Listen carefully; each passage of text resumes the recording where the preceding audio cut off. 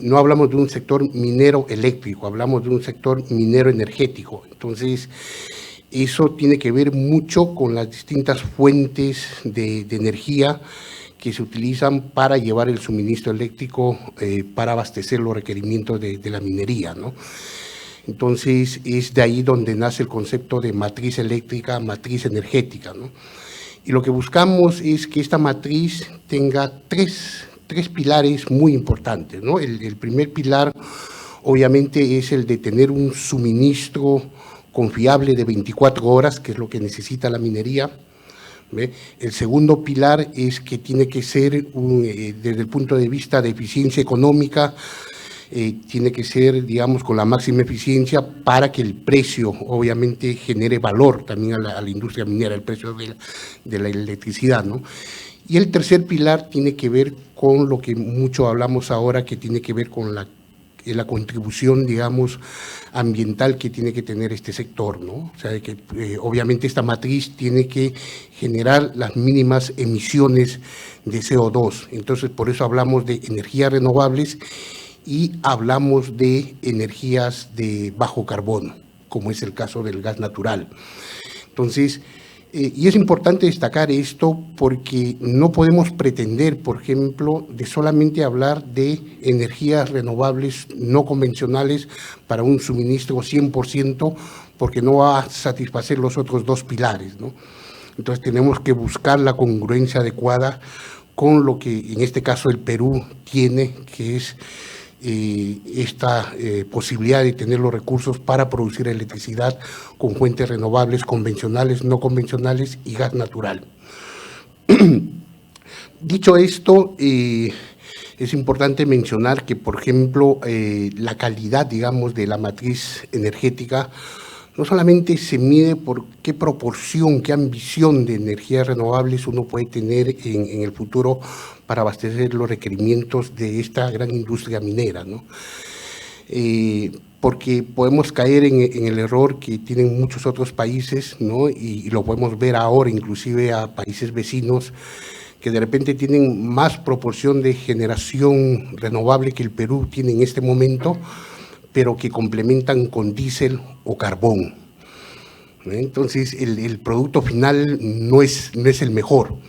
Entonces, el Perú sí tiene la posibilidad de complementar las energías renovables con gas natural, y ese es el gran objetivo que en el sector energético las empresas buscamos, ¿no? De tener una combinación adecuada de suministro con esas tecnologías y satisfacer estos tres pilares, ¿no? Eso por un lado. Yo creo que el Perú hoy, con todo el desarrollo y el aporte del gas natural que ha dado a la industria energética, sin duda tiene la posibilidad para incorporar buena cantidad y buena proporción de energías renovables no convencionales, y ese es el camino que hay que seguir, ¿no? Pero no desmejorar esa contribución que ya da el gas natural, que es la seguridad de suministro. ¿Ya? Eso, digamos, es importante dentro de este concepto energético. El segundo elemento es que ya no es solamente el sector energético, las empresas, ¿no? Se orientan únicamente a ser el suministrador de energía eléctrica para las actividades que hoy están electrificadas del sector minero, ¿no? Las empresas están transitando, y muchos con pasos muy grandes, para ser carbono neutrales en los próximos años, ¿no? Pero ese compromiso interno, ahora lo que hacemos las empresas energéticas es también trasladar y apoyar a los otros sectores, como el sector minero, para alcanzar también esa carbono neutralidad. Entonces, nos aliamos muy fuerte, muy estrechamente, para contribuir a que las empresas mineras sean carbono neutrales o tengan un objetivo de net cero en las próximas décadas, ¿no? Y ojalá cuanto antes, de tal manera de reducir las emisiones en todos los alcances directos e indirectos que normalmente tienen estas operaciones, ¿no? Entonces, ahora ustedes ven que todos los famosos contratos de suministro ahora tienen un atributo adicional, ¿no? Hoy, cada vez que sale una empresa minera a comprar energía eléctrica, ahora sale con el requerimiento de tener certificación verde. Y ese es un gran paso, ¿no? Porque con eso están reduciendo gran parte del alcance de los insumos que utiliza para la producción de un mineral verde, ¿no? Nosotros creemos que el segundo gran paso, la segunda gran transformación de esto va a ser el hidrógeno verde, ¿no?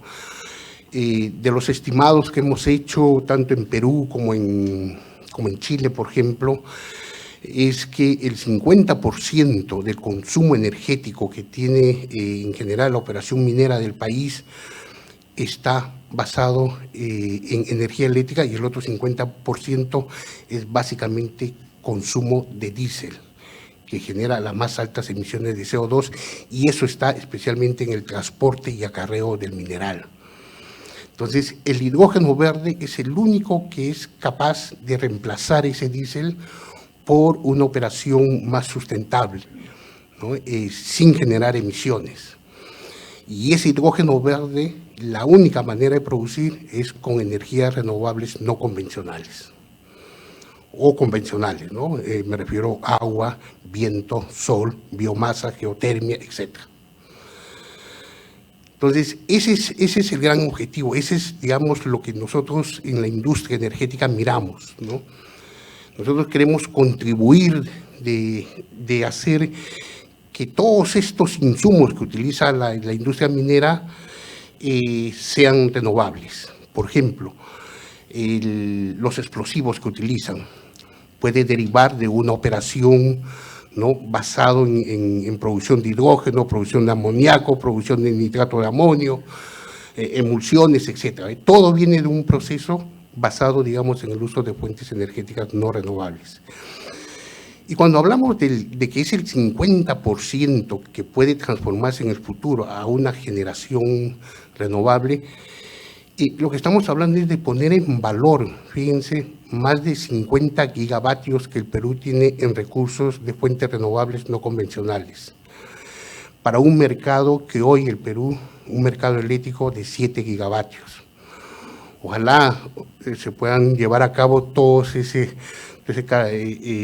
digamos, esa gama de proyectos que nos han mencionado hace un momento.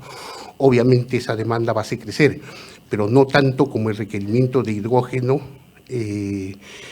para las necesidades, digamos, de las operaciones de transporte. Entonces, yo creo que eso va a ser la segunda transformación, y cada vez vemos que esto avanza en pasos muy agigantados, ¿no?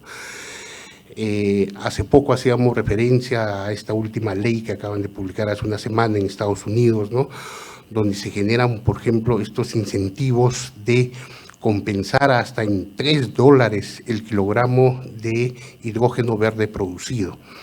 Hoy el hidrógeno gris está en torno de un poco más de $1, y el hidrógeno verde cuesta cerca de $3 a $4. Pero si te compensan los $3, hoy en la actualidad ya el hidrógeno verde que va a producir Estados Unidos, especialmente para esa gran cantidad de refinerías que tiene en la costa del Golfo, donde se habla de aproximadamente, fíjense, 10 millones de toneladas que pueden ser reemplazados con hidrógeno verde en lugar del hidrógeno gris que genera emisiones. Y eso va a hacer que hoy en Estados Unidos se va a producir hidrógeno verde a menos de $1. Y cuando hablamos a menos de $1, significa que para que el hidrógeno gris sea competitivo ya con este hidrógeno verde, el gas natural tiene que costar 0 o ser negativo. Eso es lo que está pasando en el mundo. Y nosotros creemos que eso va a avanzar muy rápido en los próximos años. Y ese concepto no solamente va a ser, obviamente, para reemplazar el hidrógeno gris, ¿no?, que hoy se utiliza en muchas industrias, sino sobre todo para reemplazar el diésel, el carbón u otros combustibles fósiles que se utilizan en el transporte y en todas las industrias de consumo intensivo de energía, minería, acería, cementos, etc. Entonces, ese es el mensaje que quería dejarles. O sea, la industria energética, la industria eléctrica en general, está comprometida con ese cambio con esa transformación que debe tener el sector minero. Y como bien se mencionó hace un momento, hoy el sector minero, digamos, produce insumos importantes para paneles solares, para turbinas de viento, para vehículos eléctricos. Entonces, fíjense cómo todo este concepto de economía circular, sin necesidad de estudiar mucho, se va dando en la práctica, ¿no? Y eso es lo que va a unir más o cada vez más al sector minero energético, y es por eso el compromiso nuestro de siempre acompañantes. Hoy en día tiene mucho más sentido esta única palabra, ¿no? Minero energético. Y eso cada vez se va a afianzar más. Muchas gracias.